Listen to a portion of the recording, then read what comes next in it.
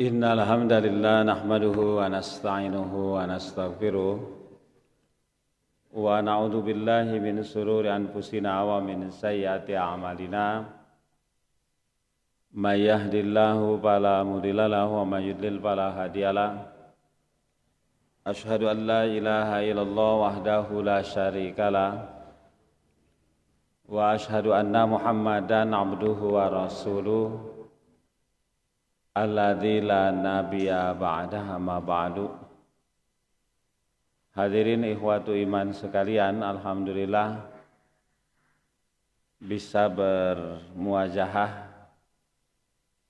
di malam Ahad pertama di bulan April menjelang sekitar 10 hari lagi ke bulan Ramadan, 40 harian lagi ke Idul Fitri. Kita diberikan kesehatan oleh Allah Subhanahu wa taala. Mudah-mudahan majelis kita ada dalam ridho maghfirah Allah. Amin ya Allah ya rabbal alamin. Hadirin sekalian, akhlak itu memiliki posisi yang sangat strategis. Kenapa? Karena memang standar paling utama manusia itu adanya di akhlak. Siapapun orangnya, maka kita akan menilai seseorang dari akhlaknya. Dan itu menentukan mulia atau hina. Ada orang kaya tapi kikir. Bukan tidak senang dengan kekayaan, tapi kita tidak suka dengan kikirnya. Ada pejabat tinggi, bukan tidak suka dengan jabatannya, tapi kesombongannya yang membuat kita tidak suka. Da baheula mah can jadi pejabat tinggi biasa-biasa. Gitu. Ada laki-laki ganteng, Pak. Gitu. Ada perempuan cantik tapi akhlaknya jelek, maka jatuh dengan akhlaknya. Demikian sebaliknya, ada orang yang miskin tapi akhlaknya bagus, maka kita respect, wibawanya naik. Ada orang yang rakyat biasa tapi dikasih juga membantu, pasti dengan sifatnya itu membuat dia mulia. Ujungnya siapapun orang pasti penilaian akhlaklah yang akan membuat seseorang mulia atau hina. Kalau orang secara struktur, kita bagus pas strukturnya. Tapi kalau akhlaknya jelek, itulah yang disebut dalam Quran, tsumma radadnahu asfala safilin. Kemudian Allah turunkan dengan tingkat derajat yang paling rendah. Oleh karena itu, Bapak Ibu, kalau orang akhlaknya jelek, maka standarnya sudah jadi hewan. Di struktur badannya manusia, tapi akhlaknya sudah jadi hewan. Makanya banyak anekdot-anekdot kebinatangan yang ditujukan kepada manusia yang punya sifat seperti binatang itu. Umpamanya, kalau para pengkhianat disebutnya serigala berbulu domba, musang berbulu ayam. Itu istilah ditujukan kepada orang pengkhianat. Aya istilah bajing luncat, bajing sanes. Manusia kan punya akhlak seperti bajing. Naik ke truk karena mobil box kemudian menguras isinya. Kalau perempuan nakal disebut kupu-kupu malam. Disebut kupu-kupu malam. Ayam kampus boleh Pak. Ya. Ya, kan ayam kampus. Kalau mahasiswi itu. Nah, kalau laki-laki nakal disebut ya bisa ucinggaro, bisa buaya darat. Konon buaya itu binatang yang paling setia selama ada di air. Makanya disebut buaya darat. Itu. Kalau laki perempuan bersatu tanpa ikatan nikah namanya kumpul kebo. Itulah ulaika kal an'am. Manusia seperti itu enggak ubahnya seperti binatang. Balhum adall, bahkan lebih sesat, lebih berbahaya ketimbang binatang. Kalau monyet mencuri hanya sekedar mencuri pisang di mulut, di tangan, di kaki. Kalau manusia mencuri, wah Pak, aspal di dahar Pak, semen di teleg. Ya, itu manusia. Gitu. Makanya balhum adol. Nah, oleh karena itu, hadirin sekalian, akhlak memiliki posisi yang sangat penting. Gitu. Karena itu menjadi standar penilaian siapapun sampai kapanpun. Nah, oleh karena itu, nanti di akhirat gitu, akhlak itu seperti emas, Pak. Akhlak itu seperti emas. Gitu. Emas 1 gram harganya 800-900 ribu. Emas asli. Sanes emas Jawa. Itu. 1 gram 800-900 ribu. Gitu. Nah, kalau beli batu satrek eta teh Pak. 800-900 ribu teh satrek. Emas mah 1 gram. Nah, akhlak teh seperti begitu.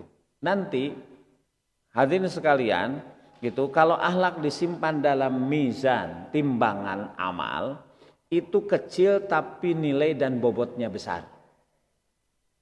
Makanya Rasulullah SAW menyatakan, "Ma min syai'in atqalu fil mizan min husnul khuluq." Tidak ada apapun gitu yang disimpan dalam mizan, timbangan amal yang lebih berat ketimbang husnul khuluq, akhlak yang baik, Pak. Gitu. Jadi gitu, walaupun kecil tapi bobotnya besar. Gitu.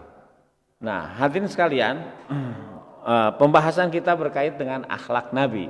Gitu. Kita berangkat dari substansinya terlebih dahulu. Nah, ada yang disebut kholkun, ada yang disebut khuluk, Pak. Ini harus dibedakan. Ada kholkun, ada khuluk. Itu. Nanti itu jadi akhlak. Kalau kholkun itu struktur badan, itu kholkun. Gitu. Timimiti rambut sareng totombena nepikeun ka sampean jeung rorombeheun nana bahasa Sunda. Jadi kalau kita saum, sebentar lagi kita saum, gitu. Jadi bukan hanya tidak makan, tidak minum dan tidak berzina dari terbit fajar sampai terbenam matahari, tapi ketika kita saum, idza sumta fasum sama aka. Nah, telinga juga harus ikut saum. Wabasoruka, mata jangan jelalatan, lihat kemana saja. Harus ikut saum dari hal-hal yang tidak berguna. Gitu. Pokoknya tingawitan mastaka jeung totombena dugikeun ka sampean jeung nu aya rorombeheun. Gitu. Itu ikut saum. Nah, itu hadirin sekalian yang disebut dengan kholkun. Gitu. Nah, ada yang disebut dengan khuluk. Nah, khuluk mah inilah yang disebut dengan akhlak. Jadi kalau disebut akhlak itu sesuatu ibaratun. Jadi sesuatu an hayatin bin nafsi rosihotun anha tasdurul af'al bisuhulatin min ghairi fikrin warawiyatin. Jadi kalau disebut khuluk atau akhlak, sesuatu yang menjadi dasar apa yang kita lakukan, yang dilakukan tanpa melalui pertimbangan dan pikir panjang. Jadi kalau sudah jadi akhlak Pak, itu tanpa mikir, tanpa pertimbangan. Bahasa kita, kalau sudah jadi akhlak namanya respon spontan. Nah, itu akhlak. Itu akhlak. Hayya 'alas shalah. Kegiatan eureun, kita wudhu ke masjid, akhlak Pak. Itu namanya akhlak. Temikirlah ke masjid ulah, ke masjid ulah, ke masjid ulah. Can jadi akhlak teman. Karena masih mikir, masih mempertimbangkan. Gitu. Ayah kakek-kakek nenek-nenek mau melintas. Gitu. Pangmentaskeun ulah, pangmentaskeun ulah, pangmentaskeun, belum jadi akhlak Pak. Gitu. Kalau sudah jadi akhlak tanpa pikir panjang, kita datang, ayo kakek nenek kita nyebrang. Itu namanya akhlak. Itu. Jadi tanpa pertimbangan, tanpa melalui pemikiran. Jadi respon spontan. Kan kalau spontan itu refleks gitu Pak. Gitu. Ya, titajong innalillahi wa inna ilaihi rajiun. Itu akhlak, akhlaknya bagus. Titajong bebel kehed. Akhlak juga, akhlaknya jelek. Gitu Pak. Gitu ya. Karena apa yang kita keluarkan itu menggambarkan apa yang ada di dalam. Nah, hadirin sekalian,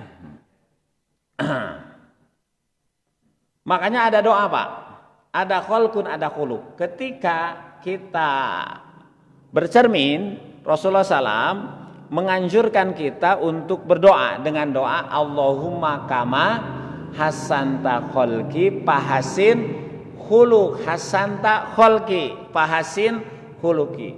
Allahumma ya Allah kama hasanta kholki, sebagaimana engkau sudah menggabaguskan penciptaanku, pahasin khuluqi, maka baguskan juga akhlakku. Pak, struktur orang teh ganteng, hebat, kasep, gelis. Coba, hebat teh Pak. Kunaon hidung disimpannya dekat mulut, henteu gigireun bujur. Wah, tuh. Hebat. Makanya kalau mau makan dan diambean heula Pak, lep. Ya masih gagas hasem picin. Oh, kenapa itu bolongnya ke bawah tidak ke atas Pak? Wah, usum hujan ngurubuk. Mau biasa main bola sambil hujan Pak. Itu.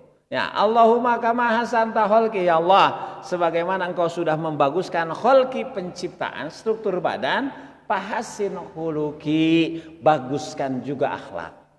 Sebab semua manusia struktur badannya bagus, tapi banyak yang akhlaknya tidak bagus Pak. Yang tadi gitu, seperti binatang bahkan lebih sesat.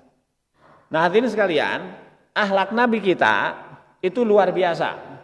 Sampai Nabi kita mah dipuji teh langsung oleh Allah. Wa innaka la'ala khuluqin azim. Di Al-Qalam ayat 4. Sesungguhnya engkau Muhammad memiliki khuluqin azimin, akhlak yang top marketop, yang hebat luar biasa. Biasanya kalau di kita dipuji teh kusahandapeun. Disebut pinter kuno bodoh, disebut bodas kuno hideung, disebut beunghar kuno miskin. Gitu. Ya, tapi Nabi mah dipuji teh bukan oleh sahabat, bukan oleh kita, tapi langsung oleh Allah, menggambarkan bahwa benar-benar Nabi kita memiliki khuluqin azimin, akhlak yang luar biasa bagusnya. Makanya dalam hadis riwayat Imam Bukhari, ini kana Rasulullah ahsanun nasi wajhan. Nah ini Pak, hebat. Jadi Nabi itu Rasulullah SAW itu kana ahsanun nasi wajhan, manusia yang paling ganteng. Ahsanu paling, bukan Hasan. Hasan itu bagus. Gitu. Kalau ahsan paling bagus. Kabirun besar, akbaru paling besar. Allahu akbar. Padlun utama, abdolu paling utama. Karena Rasulullah SAW itu ahsanun nasi, manusia yang paling bagus apanya? Wajhan, wajahnya. Paling bagus. Luar biasa. Gitu. Gantengan mana jeung Nabi Yusuf. Wallahu a'lam. Gitu. Cuman memang Nabi juga ganteng, karena ini hadis sahih riwayat Imam Bukhari. Bahkan disebut bukan ganteng, paling, karena ahsanu, paling bagus. Gitu. Manusia wajahnya, ganteng bahasa orang. Itu Pak.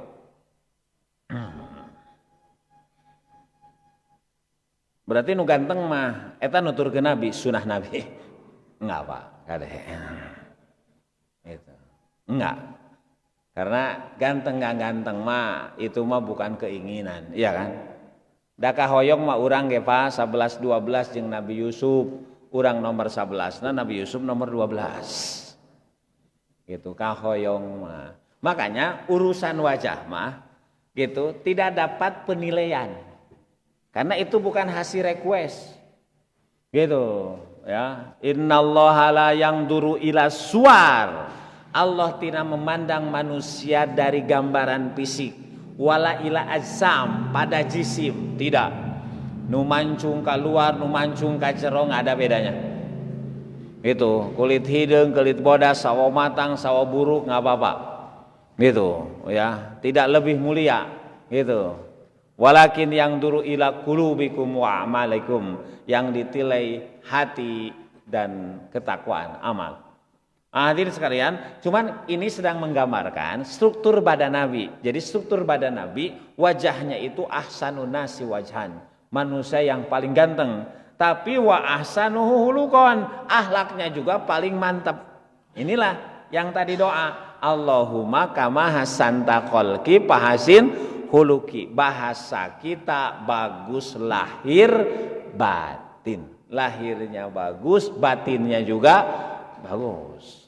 Itu makanya kalau mau cari pasangan hidup ya yang bagus lahir batin. Satu rupawan, aya rupaan. Nu kadua apa? Hartawan, yang kaya. Yang ketiga bangsawan, darah rendah sana, jangan darah tinggi Pak. Ya, yang keempat agamawan. Tuh, jadi kalau ada mah pilih pasangan hidup teh yang ideal, bagus lahir batin. Eta oge lamun daekeun ka urang. Aya oge teu keresaheun mah ulah dipaksa. Itu. Tapi bicara Islam ideal Pak, bicaranya itu. Hadirin sekalian, dalam hadis riwayat Imam Bukhari, kata Abdullah bin Amr, lam yakunin nabiyyu fahishan wala mutafakhishan. Nabi itu tidak jelek akhlaknya. Lam yakun, Nabi itu tidak buruk akhlaknya, dan Nabi itu bukan manusia pendendam. Lihat Pak, akhlaknya tidak jelek, berarti bagus. Dan Nabi juga tidak pendendam. Tidak pendendam. Gitu. Wa kana yaqulu, dan Nabi berkata, inna min khiyarukum ahsanukum akhlaqan. Sesungguhnya yang paling bagus di antara kalian ahsanukum, yang paling bagus akhlaqan, akhlaknya. Nabi itu akhlaknya tidak jelek berarti bagus, dan beliau tidak pendendam. Boleh nggak Pak membalas kejelekan dengan kejelekan? Boleh nggak? Boleh Pak. Aya nu ngabaeudan, baeudan deui we. Aya nu nyiduhan, ciduhan deui. Nu maledog, baledog deui. Nu koret, koretan deui. Nah, secara hukum boleh membalas kejelekan dengan kejelekan. Cuman kalau kejelekan dibalas kejelekan, sarua jelekna. Teu aya hasilna Pak, pangaosan tiap malam Ahad. Itu. Makanya walaupun boleh, itu pilihan. Ini Pak, kalau membalas jelek dengan jelek, nilainya jelek. Jelek. Gitu. Nu koret di koretan sarua koretna. Pan teresep kanu korete, tapi di koretan. Berarti sama jeleknya. Membalas kebaikan dengan kebaikan sama baiknya. Gitu. Yang pertama sama jeleknya, yang kedua sama baiknya. Nah sekarang yang membalas kebaikan dengan kejelekan, iya mah paling jelek. Si eta mah lain goreng pisan, boro-boro kanu goreng, kanu hade wae goreng. Kanu bageur wae koret si eta mah. Komo kanu koret, ta eta mah pangkoret poret pang jelek-jelek. Nah, yang paling bagus itu adalah yang membalas kejelekan dengan kebaikan. Idfa billati hiya ahsan. Balas kejelekan dengan kebaikan. Itulah Nabi. Itulah Nabi, Pak. Gitu. Makanya Nabi itu bukan nggak punya perangai jelek, bahkan tidak punya membalas kejelekan dengan kejelekan. Ini akhlak Nabi, Pak. Gitu. Akhlak Nabi. Jadi kalau dalam urusan pribadi mah Nabi dihina, dicaci, dibully bahasa sekarang. Up to you, terserah kamu. Gitu, ya. Karena orang tidak menjadi hina gara-gara dihina. Tidak menjadi rendah gara-gara direndahkan. Karena orang hina, orang rendah karena akhlaknya sendiri yang rendah. Gitu. Kalau akhlaknya baik tetap saja direndahkan juga mulia, Pak. Gitu. Mulia. Gitu. Jadi tidak perlu khawatir orang ditilai jelek selama kita berbuat baik, melaksanakan kebaikan, punya prinsip yang baik, berusaha tidak merugikan orang lain, walaupun banyak yang menghina, mencaci, tetap dia akan mulia. Itulah Nabi. Gitu.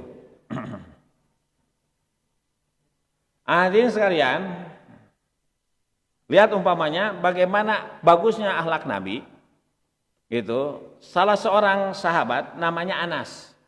Dia pernah menjadi khadim, pembantu Rasulullah, asisten Rasul selama 9 tahun. Ini pas selama 9 tahun. Gitu. Pak, kalau ingin menilai seseorang, pribadinya itu nilai salah satu di antara 3 hal. Gitu. Kalau kita ingin melihat tabiat, karakter, habit, kebiasaan seseorang itu, lihat salah satu di antara 3 hal, pasti akan muncul aslinya, Pak. Nggak bisa disembunyikan. Satu, kalau sudah berkaitan dengan uang, dal PS duit, pasti akan muncul aslinya. Apakah dia orang jujur atau dia tidak jujur. Banyak yang bilang, katakan tidak pada korupsi. Gitu, dan jadi, Pak. Gitu. Tapi ketika sudah jadi, peluangnya ada, ternyata yang ngomong begitu, ternyata banyak juga yang tersandung korupsi. Iya. Gitu. Jadi ini yang pertama. Gitu. Karena yang paling berat itu sabar sedang ada. Tidak korupsi, kesempatan korupsi ada, itu paling berat. Makanya kenapa nanti orang yang saum hebat, Pak. Gitu. Mansur, mantap surantap. Kenapa? Karena orang saum itu bukan tidak ada makanan, bukan tidak ada minuman, bukan tidak ada kesempatan untuk berjima. Semuanya ada tapi ditahan. Ini nilai saum. Cik, Pak, berat mana? Sabar nuju ayah jeung sabar nuju teu ayah. Berat kene sabar nuju ayah, gitu. Sabar nuju teu ayah mah gampang. Urang mah moal jajan kunaon teu boga duitnya nya atuh. Jajan naon duitna ge teu gaduh. Tapi jangan jajan, jangan makan, uang punya, yang dagang ada, makanan banyak, tapi ditahan. Nah ini, Pak, hebatnya. Gitu. Makanya as-saumuli wa ana azibihi. Gitu. Aku, saum itu untukku dan aku yang akan membalasnya kata Allah. Gitu. Karena hebatnya orang yang saum itu begitu. Gitu. Punya kemampuan pengendalian diri yang hebat. Gitu. Yaitu bersabar di waktu ada. Nah, hadirin sekalian, yang pertama, jadi kalau ingin tahu tabiat seorang. Yang kedua, kalau ingin tahu tabiat seorang, yang kedua, ini ungkapan Umar bin Khattab, analisa Umar.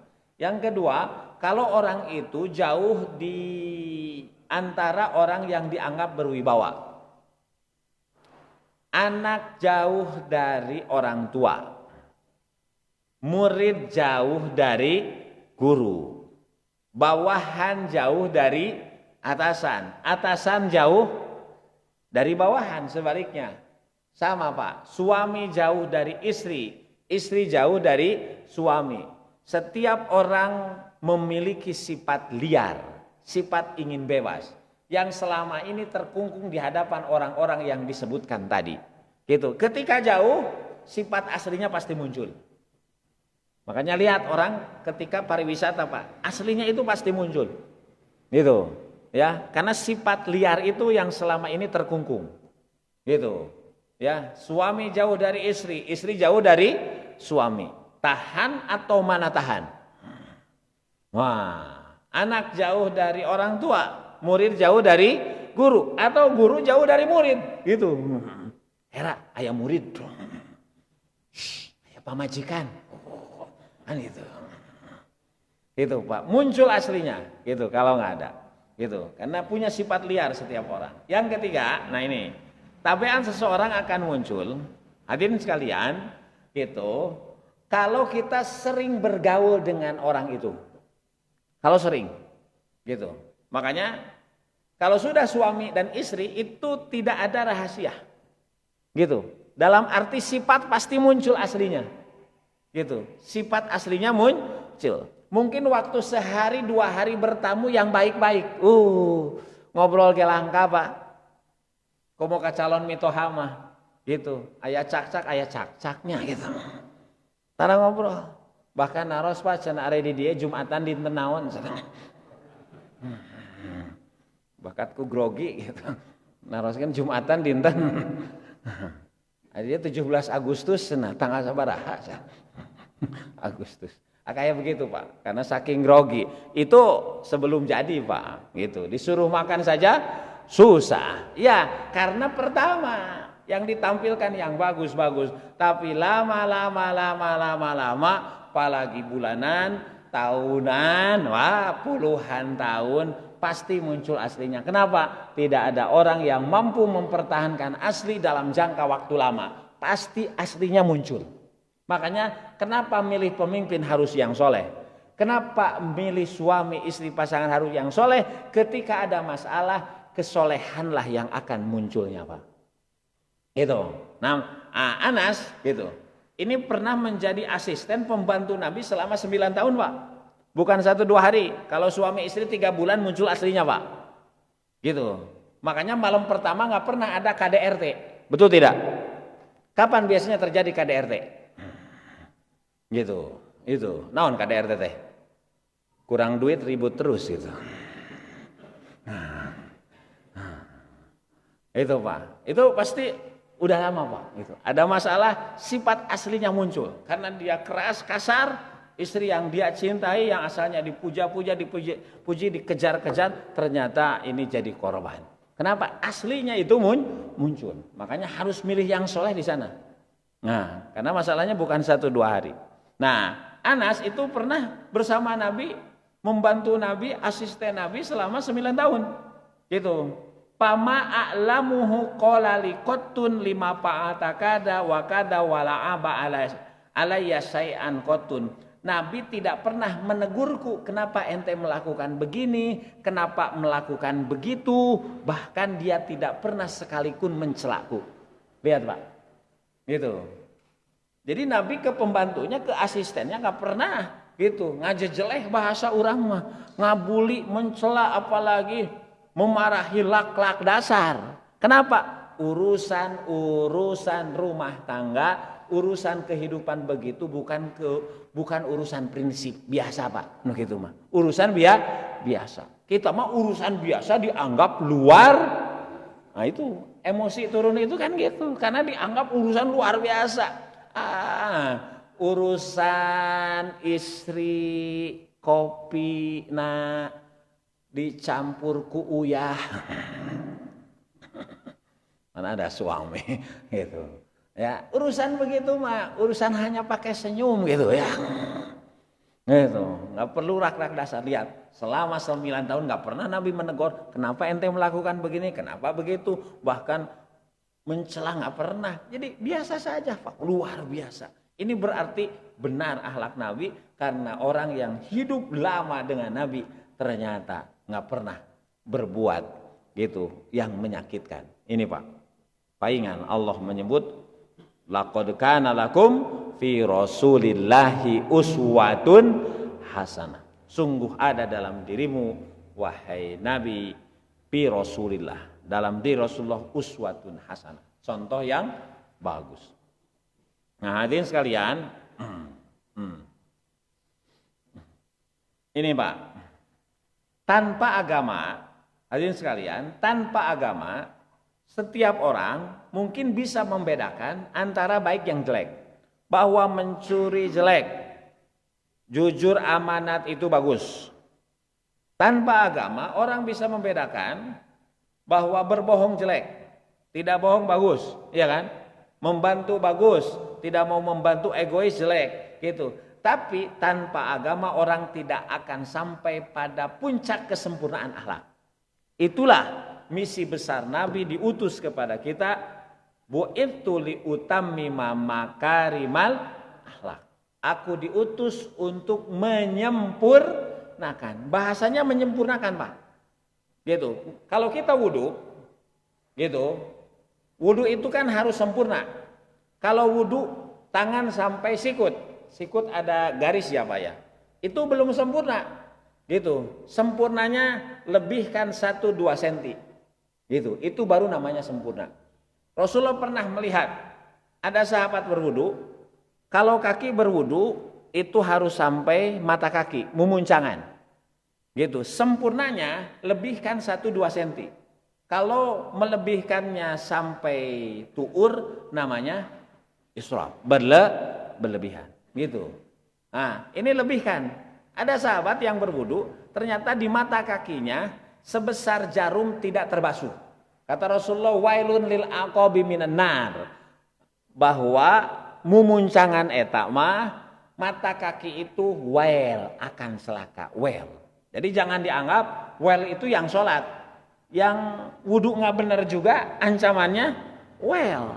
Wail itu pernah dijelaskan, wadin baina jabalaini fi jahannam, di mana lembah yang diapit oleh gunung Merapi yang ada di neraka jahanam. Orang-orang kafir yang disiksa itu akan naik ke atas, Pak, untuk keluar dari neraka. Kalau sudah sampai di puncaknya dilemparkan, 70 tahun baru sampai dasarnya. Itu ancaman orang yang wudunya tidak sempurna. Makanya kata Rasulullah, asbigul wudu, kalau engkau berwudu sempurnakan. Itu sempurna. Nah, Nabi kalau tanpa agama nggak mungkin, Pak. Kita akan sampai pada puncak akhlak yang sebenar-benarnya. Gitu. Nah, hadirin sekalian, ada pertanyaan dari salah seorang sahabat gitu kepada istri Nabi, dalam hal ini Siti Aisyah. Ya ummal mukminin, wahai ummul mukminin, akhbirni bi khuluqi Rasulillah. Jelaskan kepada kami akhlak Rasulullah sallallahu alaihi wasallam. Kata Siti Aisyah, kana khuluquhu Quran. Akhlak Nabi itu Quran. Jadi Nabi itu Quran berjalan. Jadi bagaimana Quran bisa dijabarkan dalam kehidupan sehari-hari, maka lihatlah Nabi. Gitu. Jadi hebat, Pak. Kalau orang memahami Quran, gitu, maka akhlaknya luar biasa. Karena lihat saja Nabi itu khuluquhul Quran. Akhlaknya itu Quran. Nabi tidak pernah marah kepada asisten pembantunya. Ya pasti kan ada salahnya namanya orang. Gitu, sampai tidak pernah mencela, tidak pernah menegur, itulah Quran. Gitu. Wah ini Pak, luar biasanya. Gitu. Buktinya kata Siti Aisyah, kenapa saya menjelaskan karena khuluqul Quran? Karena dalam Quran wa innaka la'ala khuluqin azim. Gitu. Karena engkau memiliki akhlak yang bagus. Itu kata Allah, dipuji oleh atasan. Nah, siapa orang yang paling takut dan paling takwa kepada Allah? Tiada lagi kecuali Nabi, gitu. Kecuali Nabi, gitu. Inna akhsyakum wa atqakum billahi ana. Sesungguhnya yang paling takut dan paling takwa kepada Allah tiada lagi kecuali aku, gitu. Ini luar biasanya, gitu. Paling takwa dan paling takut. Bapak-bapak, Nabi kalau sholat malam itu bacaannya panjang luar biasa. Pernah ada sahabat ikut sholat malam bersama Nabi, kata dia mungkin di ayat ke-100 surat Al-Baqarah Nabi akan ruku, gitu. Pikirannya begitu. Ternyata pas ayat ke-100 Nabi teruskan, gitu. Padahal geus cangkeun, geus kesal. Gitu, ya. Mungkin Nabi akan ruku di ayat ke-200, diteruskan. Aduh. Sampai-sampai ada sahabat yang berkata, kalau saya sholat bersama Nabi, saya punya niat jelek, naon erek kabur ti heula. Pak, taraweh sok aya nu kabur ti heula tara. Naon geus euih deui santama taraweh teu boga cedo imamna. Panjang-panjang deui. Mas sekalian. Gitu. Makanya karena lama berdiri, gitu, ya. Karena lama berdiri, makanya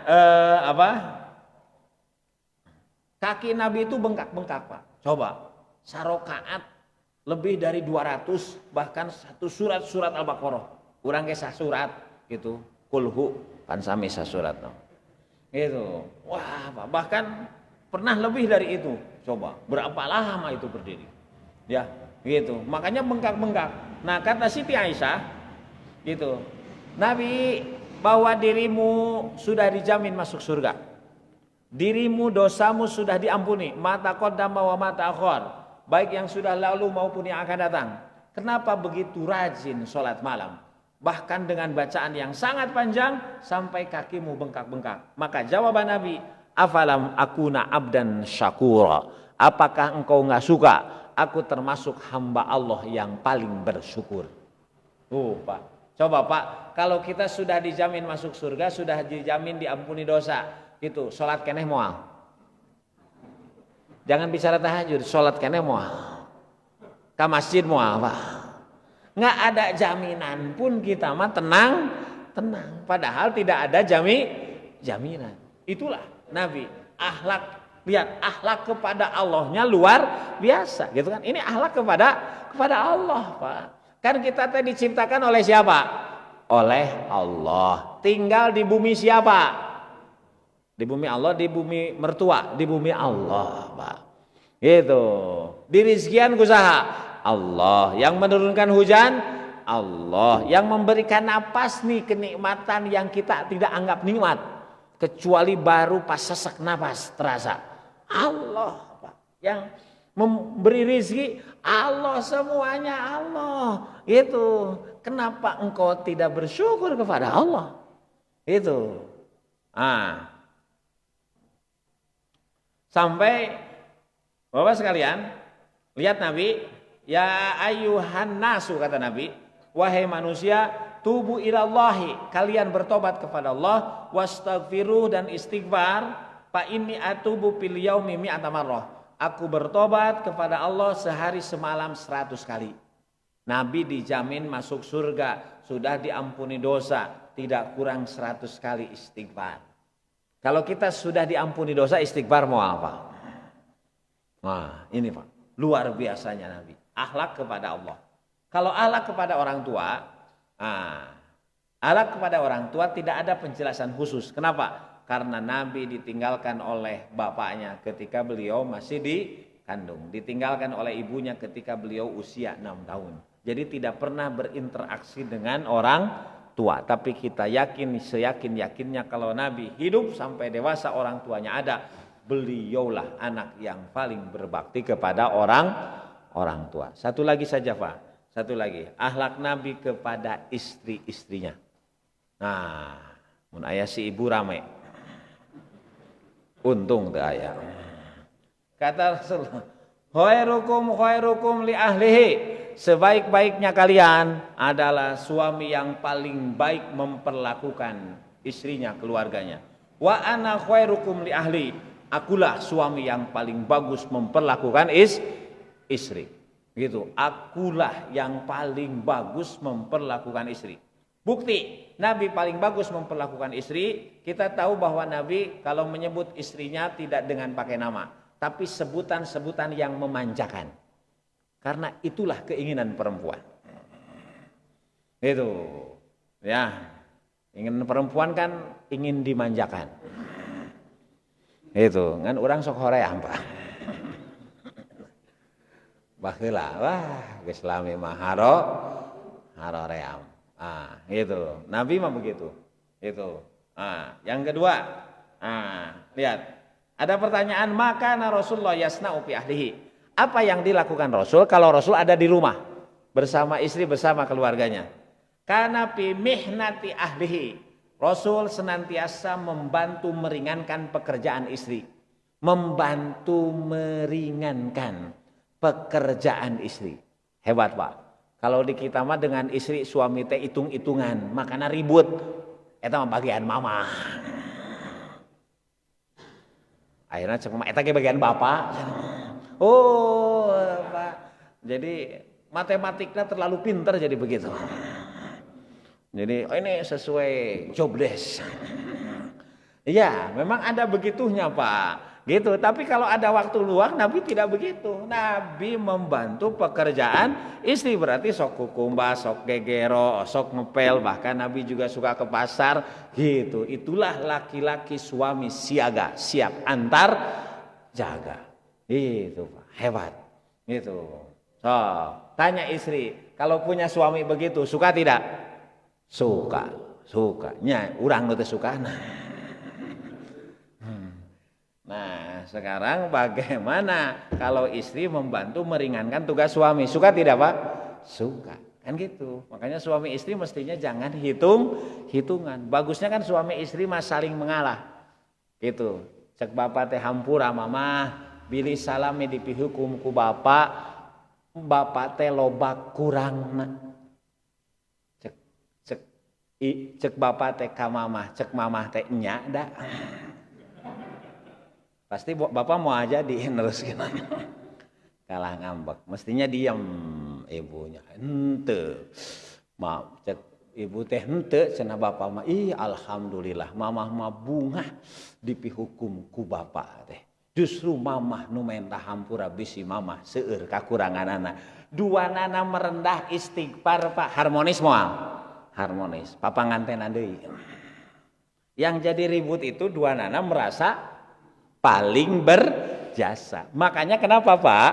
Kalau kita ingin hidup rumah tangga harmonis, Bapak sekalian, baca nanti kalimat-kalimat mas kawin yang dulu kita berikan kepada istri.